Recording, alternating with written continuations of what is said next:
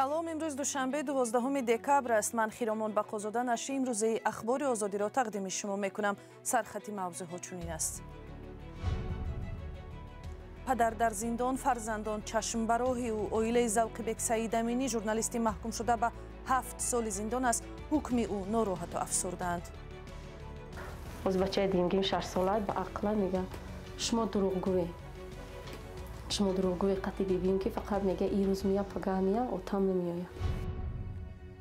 тақозои таҳқиқи бетарафонаи ҳодисаҳои Бадахшон поён додан ба фазои тарс барои ҳомиёни ҳуқуқ дар Тоҷикистон ва ҳукмҳои тӯлонии фаъолон. мусоҳиба ихтисосӣ бо Мери Лолард. ва қиссаи дӯстии якумрии сагу инсон дар ноҳияи дурдасти Восе. дастиёри ҳушёри Назар Шарбатов гоҳҳо ба ёрии наҷотбахшон мешитобаду инсонҳоро ҳам наҷот медиҳад. мегум бушӣ мешинад, мегум бихез мехезад, мегум хора хов меравад, мегум биёр меорад. Завқибек Саидаминӣ, яке аз журналистони ҳабс шуда, субҳи имрӯз аз боздоштгоҳи шаҳри Душанбе ба маҳбаси воқеъ дар маҳаллаи якум советскии пойтахт интиқол дода шуд. дар ин бора ба радиои Озодӣ хешовандонаш хабар доданд. оилаи Саидаминӣ мегӯяд, ӯ мунтазири бозбинӣ шудани ҳукми 7 соли ҳабсаш буд, вале хабар ёфтанд ки ҳукмаш бетағйир мондааст. ҳамкоронам Алишер Зарифӣ ва Нигораи Фазлиддин ба хонаи Завқибек рафтанд ва бо модару ҳамсараш суҳбат карданд. очаҷонам ёд кардам гирди дастархони ту. ин зан рӯзашро ба хондани номаҳои писари зиндонияш ва нигоҳубини фарзандони ӯ сипарӣ мекунад. писараш Завқибек Саидаминӣ хабарнигори тоҷик 5 моҳ боз дар зиндон аст. худ бачаи калунум буд. нигоҳ бинмун ба чизи ҳамун буду худ. додарош хай шигра ҳастан куда иҳин ҳар кас ба ҳамун зиндагии хичай зурш намераса ишкара. 4 фарзанд дорад. Завқибеки 37 сола моҳи июли имсол дастгир ва моҳи ноябр барои ҳамкорӣ бо созмонҳои дар кишвар мамнӯи ҳизби Наҳзати Ислом ва гурӯҳи 24 ба 7 сол зиндон маҳкум шуд. ҳарчанд худи ӯ ва хонаводааш иттиҳомотро беасос медонанд. 3 моҳ ҳам хеле моҳи 4 моҳагӣ дохоба дидимаш. модараш мегӯяд, боздошти писараш ба вазъи молӣ ва рӯҳиву равонии хонавода таъсир гузошта, рӯзҳои сахтеро сипарӣ мекунанд. саломатимон камтар бозии қиинтаришам ба як чун нафасгираш хелеам хеле мешам. нафасам сахт мегирад. фарзандони Завқибек аз бибиву модарашон пайваста дар бораи падар мепурсанд. пурсишҳое ки ба назари ҳамсари ӯ посухаш сахт аст. пишти треза ки овози мошин мешава, ҳамаи кӯдако ба дани треза падарҷон гуфта медаванд. мебинанд ки мошини оташон нест, баъд зиқ мешаванд мешинанд. отам кай меоя? бачаи демгӣ фақат мепурса, яке занако миянд мераванд, мефаҳманд ки оташа қапидан. отам гуноҳ накарда, барои чӣ қапиданаш? одами гунаҳгора меқапанд, отаи мо бегуноҳае ку. саволи қиинтарини мо ба ҳамин дурӯғу фанд то ирӯза оз бачаи димгим 6 солаи ба ақла мега шумо дурӯғгӯе. шумо дурӯғгӯе қати бибим ки фақат мега ирӯз мия пага мия отам намиёя.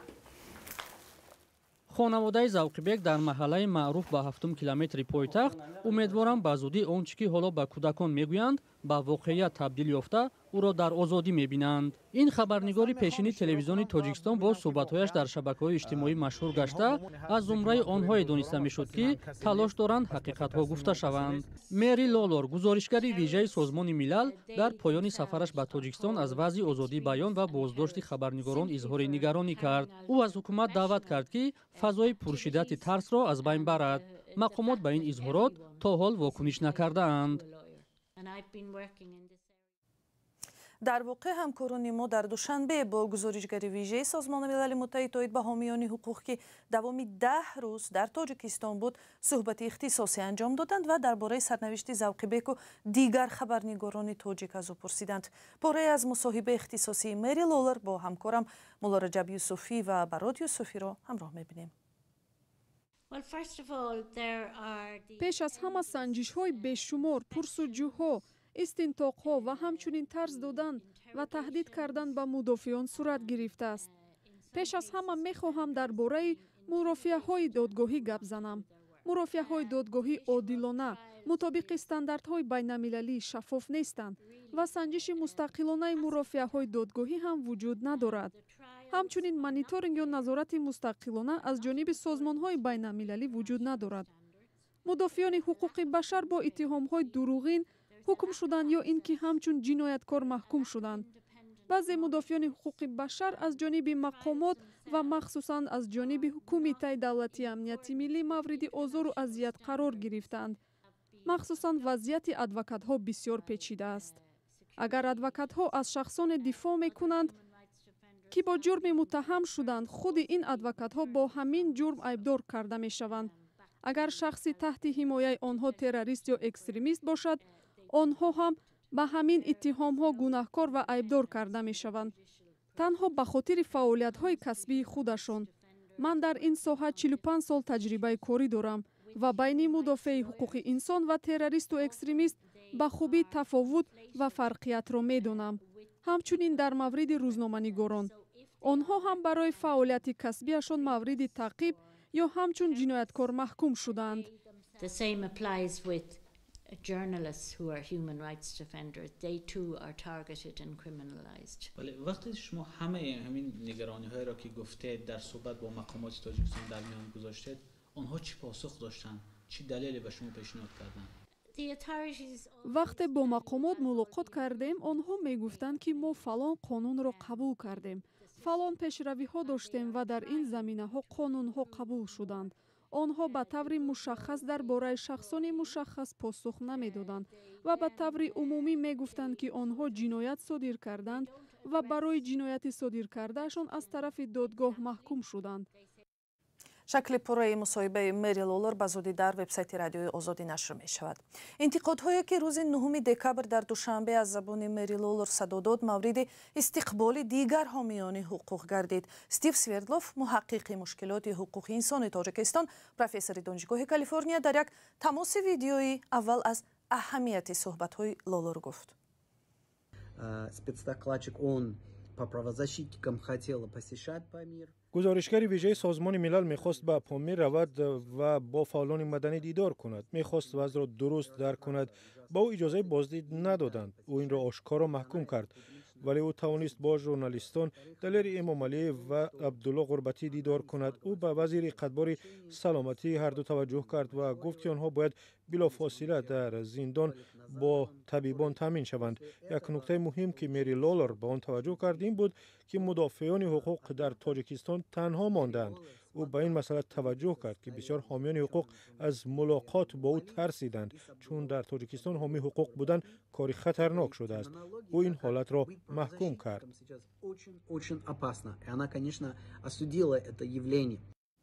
Стив Свердлов ҳамчунин гуфт таваҷҷӯҳи гузоришгари Созмони милал ба сарнавишти хабарнигорони зиндонӣ яке дигар аз ҷанбаҳои муҳими сафар ва даъвати ӯ ба риояти ҳуқуқи ин хабарнигорон дар зиндон буд. барномаро пас аз як огаҳии кӯтоҳ бо гузоришҳои дигар аз Тоҷикистон идома медиҳем.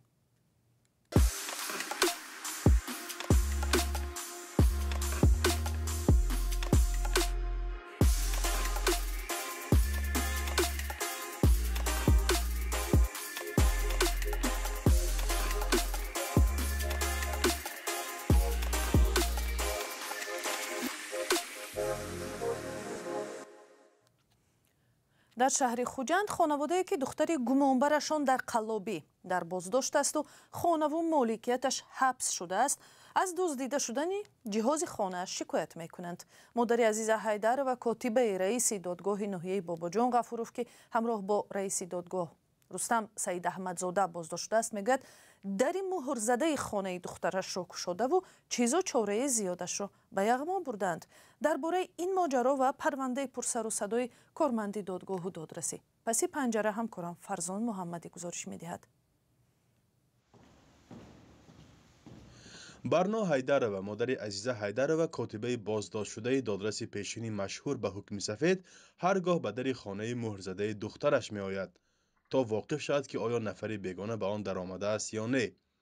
ин гумони ӯ ба он хотир пайдо шуд ки нафаре дар тӯли чанд моҳи боздошт шудани Азиза чизу ҷиҳози хонаро рабудааст.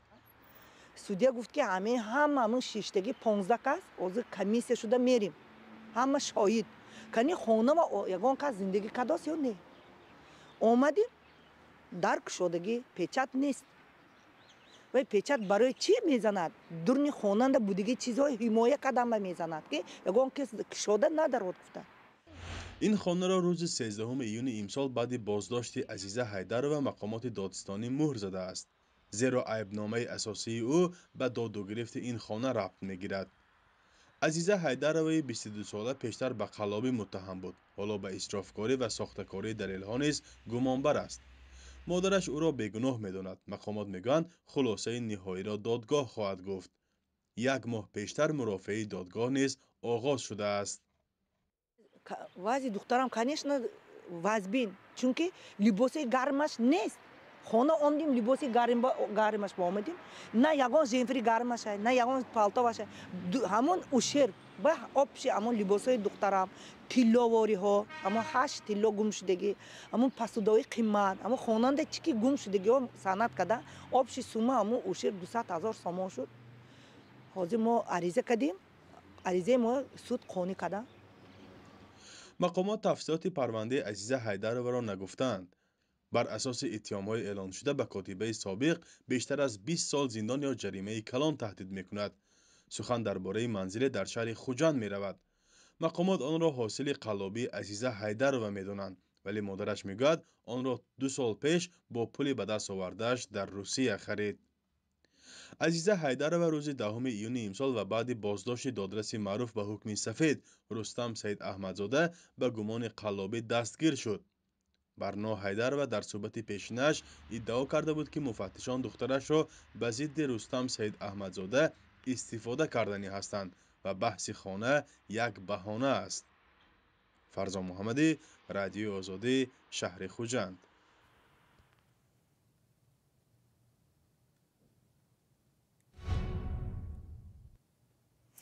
در ناحیه وسه نظر شرباتов را اکثریت میشناسند. او یک مربی سگ یا کینولوگ هوسکار است.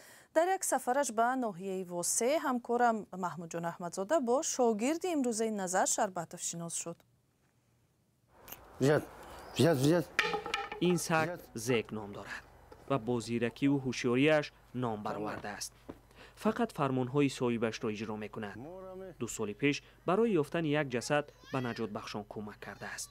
الچه کفتر هست که برای دیوار دام را کوفتنده که خوب در بالش میگرده. ما 2 شبانه روز گفتیم فقط اگر همون سگ مخصوصی درس دادگی همون نمی بود ما مدال مخصوص با سگ دادیم که چه انتخاب صاحب زیگ نظر شرباتov در دهه گلستان ناحیه وسه زندگی میکند. سال 1975 از وسه به خدمت حربی به لاتویا رفته است. در قسم حربی به او تربیت سگ‌ها را آموخته‌اند. زیگ دهمین سگ دستپرور نظر شرباتov بعد خدمت حربی است. 3 سگ انگلیسی در دادیم. خب ایدالاجمور 3 تا اوچرک آلمانی در دادیم. خب باز 2 تا دیگه 3 تا دیگه باز در دادیم. زیگ 12 سال دارد و پیر شده است. مثل سالهای پیش هوشیار و چالاک نیست. از بس که یک گوشش نمیشنود زیگ دستورها را با تأخیر و به زور اجرا میکند. اینه سالش بالا کشید یا خدمت میبره. بابای نظر از زیگ نسل گرفته است و قصد دارد یک تای آن را تربیت کند. 8 بچه به دنیا آورده است. هر روز بابای نظر از حال سگ بچه ها خبر میگیرد. میگوید که زبان آنها را میداند. میگم بوشی میشینه، میگم بخیز میخیزه، میگم خوره خو میره، میگم بیار میاره. بابای نظر همه سگ‌ها را با زبان روسی تربیت کرده است. سری تیز آموختن سگ‌ها در کوتاه بیانی است. حالا کسی نیست که در واسه بابای نظر 68 ساله را با سگ‌هایش نداند.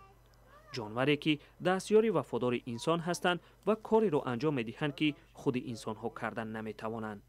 محمود جان رحمتزاده، آزادی، ناحیه وسه. برنامه اخبار آزادی در همین جا به پایان میرسد ولی خبر و گزارش نو و تازه را از سامانه رادیوی آزادی و در صحیفه های ما در فیسبوک و اینستاگرام، توییتر و تلگرام و تیک تاک و ادناکلاسنیکی پیگیری کنید.